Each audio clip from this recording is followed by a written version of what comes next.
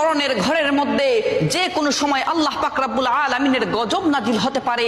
এই 3 ধরনের ঘরকে আল্লাহ পাক রব্বুল আলামিন বড় অপছন্দ করে থাকেন।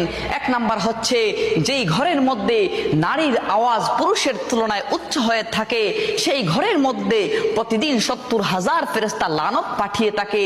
2 নম্বর হচ্ছে যেই ঘরের মধ্যে অন্যের হকের মারা টাকা জমা থাকে আর সেই টাকা দিয়ে সংসার চলে, ওই ঘরের মধ্যে যে কোনো সময় আল্লাহ পাক রব্বুল আলামিনের গজব নাজিল হতে পারে।